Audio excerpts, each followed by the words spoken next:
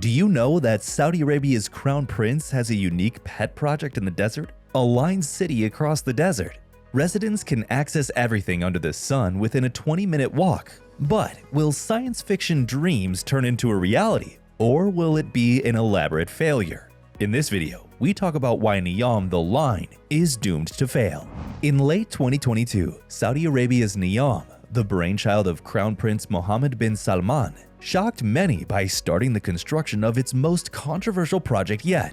Drone footage released showed an aerial view of the site, with excavators cutting a long straight path through the desert 200 meters wide and 170 kilometers long, 500 meters above sea level. Twin mirrored skyscrapers that stretch horizontally for miles meet the line.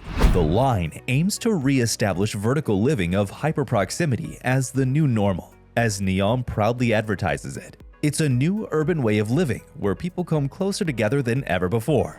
I imagine that's bad news for introverts. The technology to support this vision doesn't really exist yet. In 2016, Saudi Arabia unveiled Vision 2030 as its pathway to the future. It aims to reduce the country's dependence on oil, instead diversifying its economy with deeply ambitious mega-projects. Aligning with this, the Crown Prince has announced 3 greater NEOM initiatives. Octagon, a floating port and logistics hub with a distinctive octagonal shape. Trojena, an outdoor activity resort set to host the 2028 Asian Winter Games. And then we have The Line, which promises to be a fully developed vertical 3-dimensional city.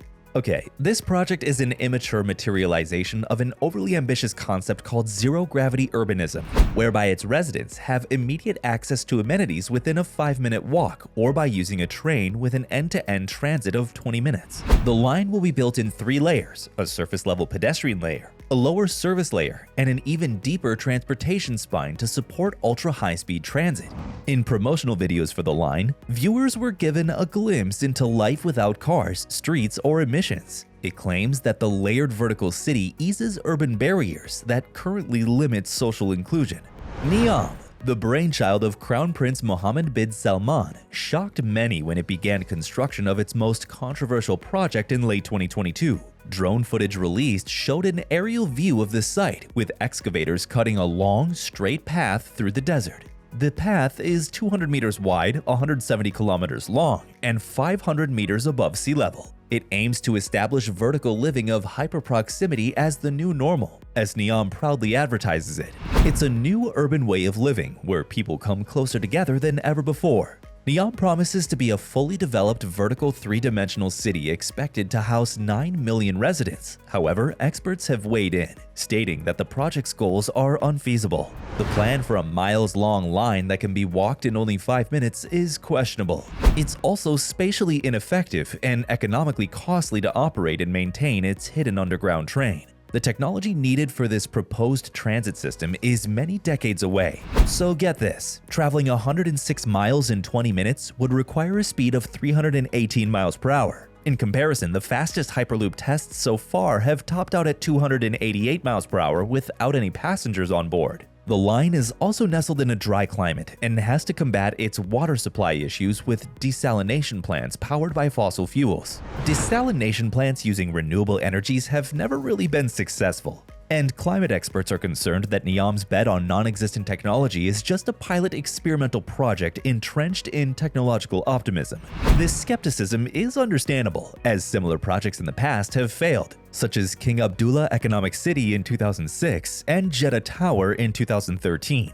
Moreover, the project is full of human rights violations. Promotional materials stress that the line will be built on virgin land, but there have been turbulent, even violent efforts to relocate the indigenous residents of the NEOM site. The Hwatit tribe has lived there for generations, with lineage going back before the founding of the Saudi state. At least 20,000 members of the tribe have been evicted to make way for the project. Abdul Rahim Al-Hwati was killed for protesting the eviction, and other members have been arrested and sentenced to extraordinary prison terms. This brutality highlights the kingdom's lack of care toward tribal communities that have been suppressed by the state. Members of the Huayatach tribe have voiced that their crown prince began making sweet promises that would develop their land and their tribe would, in turn, make money. But these empty words have now left them homeless. Human rights experts aren't the least bit surprised. To build a mega project like NEOM requires a large land grab where forced displacement is inevitable and is almost always accompanied by human rights violations. The NEOM project has been dubbed a glorified surveillance city that will pay its 9 million residents to share their data. While this is not uncommon in smart cities highly leveraged by artificial intelligence, its privacy concerns are a human rights violation. Sure, there will supposedly be flying drones for taxis on a man-made moon to sweeten the deal, but Saudi Arabia's poor human rights records don't leave much to the imagination. With the line offering financial incentives for the mining of personal data, it distorts the right of the residents to freely consent. Project officials claim that the data sweep would feed information back to the city to better predict the residents' needs, but experts remain skeptical. The second major issue with the NEOM project is its ecological impact. There has been no shortage of outlandish promises for the line, but even the optimists can't be fooled by this one. The project is an ecological disaster waiting to happen. The project claims that it would generate zero carbon emissions, but how could this mega project be in any sense sustainable? Experts have evaluated that its construction would produce more than 1.8 billion tons of carbon dioxide, equivalent to more than 4 years of UK's entire emissions. Biofuturists also argue that the line's design of horizontal stretch and vertical reach would have serious impacts on animals that migrate across the region. Barriers of this length will interfere with all manners of species as they journey through the desert. NEOM also claims that its exterior ensures the city will blend into the desert's surroundings, but the project's mirrored walls may disrupt migration and are a major risk for bird collision. The migrations take place every year via the Red Sea, along which the project will be built, and the reflective walls may confuse birds and potentially kill them. The line is a link stretching from the sun-scorched Red Sea coast to the craggy mountain Badlands, with summer temperatures above 100 degrees Fahrenheit and almost no fresh water. The project will soon be home to millions in its desert environment. Ah, yes, this apparently is the height of luxury. As many critics have pointed out, what is the benefit of its skyscraper height when there's so much desert it could spread out?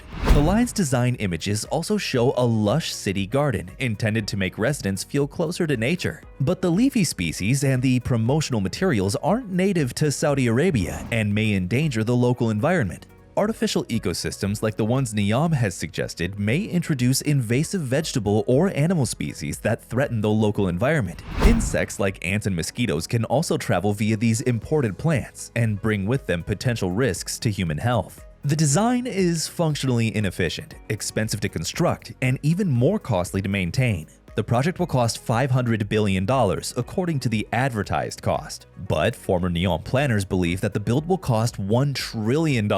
Maintenance costs are also a concern, and there are many unforeseeable problems that ambitious megaprojects inevitably encounter. One of NEOM's glitzy promos, the city of Manhattan, is reimagined as a vertical city with zero-gravity urbanism, and the line is set to have the same population by its completion.